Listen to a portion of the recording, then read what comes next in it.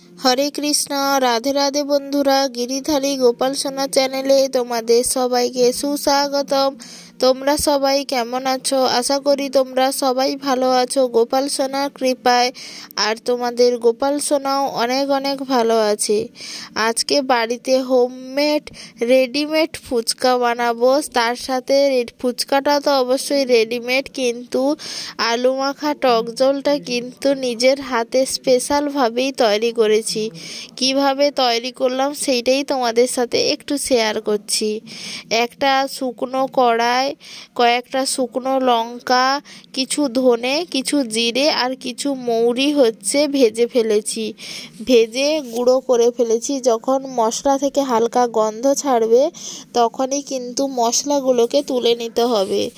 দেখতে হবে মশলাগুলো যেন না পুড়ে যায়। আমি তো খুবই অল্প আঁচে করেছি, তাই জন্য মশলা ভাজাগুলো সত্যি খুবই সুন্দর হয়েছে। তারপরে এখানে শিলটাকে না ধুয়ে আমি একটা কাপড়ের সাহায্যে পরিষ্কার করে এখানে বাটনাটা বেটে নিচ্ছি।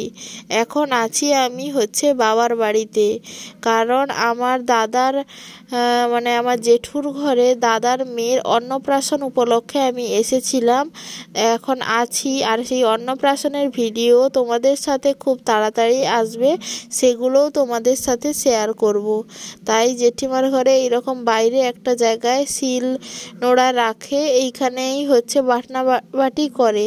তাই এইখানেই এসেই আমি আসলে ভাজা মশলাটা গুঁড়ো করে রেখে দিচ্ছি। এই মশলাটাই আসল টেস্ট। এবারে আমি উনুনের কাছে চলে এসেছি। ফুচকাগুলোকে এবার তেলে ভাজবো। তাই প্রথমে কড়াইতে তেল গরম করার জন্য কিছুটা বেশি পরিমাণ তেল কড়াইতে দিলাম।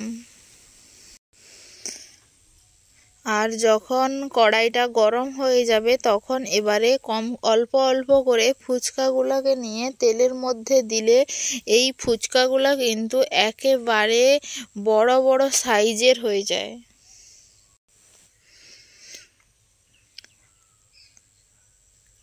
আর এই ফুচকাগুলোকে যদি রোদে দিয়ে যদি তারপরে তেলে ভাজা যায় তাহলে কিন্তু আরও খুব ভালো হয়।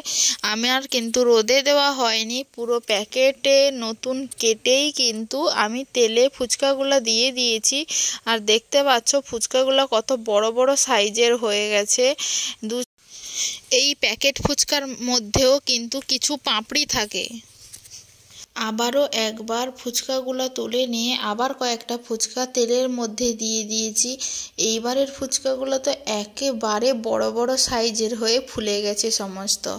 এইভাবে প্রায় প্যাকেটটার হাফ প্যাকেটই আমি ভেজে ফেলেছি, কারণ বাড়িতে অনেকজনই খেতে, সবাই যেহেতু খাবে। আর এই রকম বাড়িতে ভেজে খেলে কিন্তু মন শান্তি করেও খাওয়া যায়, কারণ এখন যারা ধরো দোকানে খায় ও 10 টাকায় হয়তো 5টাই পাওয়া যায়। তো ফুচকা ভেজে নেওয়ার পরে বাগান থেকে কয়েকটা কারি পাতা তুলে নিয়ে এসে তেলের মধ্যে দিয়ে দিচ্ছি।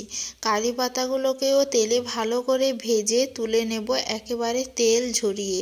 ফুচকার জলে কিংবা আলু মাখায় যদি কারি পাতা পড়ে তার টেস্ট এবং গন্ধ দুটোই কিন্তু অনেকটাই বদলে যায়।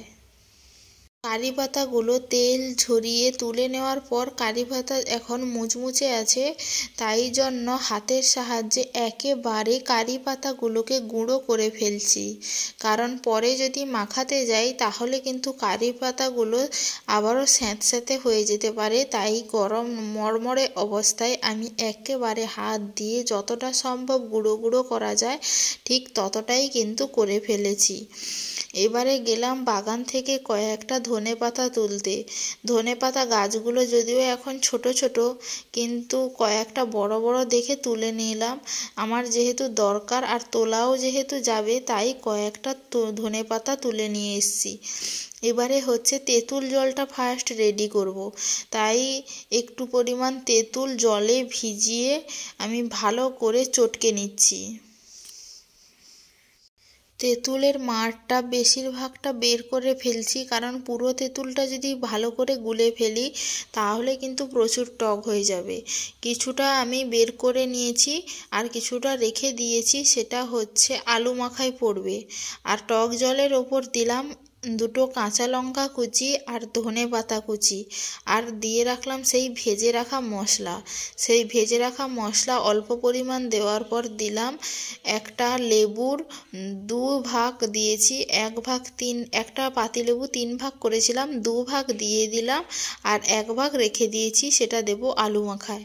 দিলাম বাজারে যে জলজিরার প্যাকেট পাওয়া যায় সেই একটা জলজিরার প্যাকেট দিয়েছি, দিলাম স্বাদ মতো বিট লবণ আর দিলাম আমি কারি পাতা। এখন টক জল আমার একেবারে রেডি। এবারে হচ্ছে আলু মাখার পালা। আলুগুলোকে সেদ্ধ করে রেখেছিলাম, এখন আলুর যে ওপরের যে ছালটা সেটা ছাড়িয়ে নেব। আলু কিন্তু সেদ্ধ করার সময় আলুর ওপরের যে ছালটা সেটা রেখেই সেদ্ধ করবে, তাহলে কিন্তু খুবই ভালো হবে। আলুর সমস্ত ছাল সেদ্ধ করে নিয়ে আমি ওই কারি পাতা যে গুঁড়ো করেছিলাম সেই গামলাটার ভিতরেই দিয়ে দিচ্ছি, কারণ ওইটাতে জড়ে আছে, সম্পূর্ণ হয়ে যাবে। আলুটা ভালোভাবে মাখার পরে এতে দিচ্ছি ভিজিয়ে রাখা কাঁচা ছোলা। কাঁচা ছোলা ছাড়া কিন্তু আলু সেদ্ধ একেবারেই জমবে না, তাই কয়েকটা কাঁচা ছোলা উপর থেকে দিয়ে দিলাম। তারপরে দিচ্ছি ওই জলজিরার একটা প্যাকেট। তারপর 1 ভাগ যে পাতিলেবু ছিল সেই 1 ভাগ পাতিলেবুও আমি ওটার ওপর অ্যাড করলাম। তারপরে দেব হচ্ছে আমি ভেজে রাখা যে মশলা, সেই মশলাটা প্রায় পুরোটা দিয়ে দেব। একটু মতো থেকে গেছে আমার, ছোটো চামচের 1 চামচ মতো থেকে গেছে, না হলে কিন্তু পুরো মশলাটাই অ্যাড করে ফেলেছি। এবারে কয়েকটা কাঁচা লঙ্কাকে কুচিয়ে এর ভিতরে অ্যাড করেছি। কাঁচা লঙ্কা কুচিয়ে নেওয়ার পরে তেঁতুলের অল্প কাঁধ দিলাম 1.5 চামচ মতো, আর দিলাম কয়েকটা ভেজে রাখা ফুচকা বা যেগুলো পাপড়ি হয়ে যায় সেইগুলোও কিন্তু ভেঙে ফুচকার ওপর দিয়ে দেবে, তাহলেও কিন্তু খেতে দুর্দান্ত হয়। সব দেওয়া হয়েছে, শুধু দেওয়া হয়নি লবণ, তাই শেষে পরিমাণ মতো লবণ দিয়ে ভালো করে আলু মাখাটা মাখিয়ে ফেলেছি। ভগবানকে ভোগও লাগানো হয়ে গেছে। ফুচকাটা নয় বাজার থেকে কেনা, কিন্তু এই আলু মাখা আর টক জলটা দেখে কেমন লাগছে অবশ্যই কমেন্ট করে জানিও। ভিডিওটা ভালো লাগলে লাইক করতে ভুলো না, আর আমাদের চ্যানেলে যদি নতুন হয়ে থাকো তাহলে অবশ্যই পাশে থাকা সাবস্ক্রাইব বাটনটি অন করে পাশে থাকো এবং সঙ্গে থাকো। দেখা হচ্ছে পরের ভিডিওতে। হরে কৃষ্ণ, রাধে রাধে, হরি বল।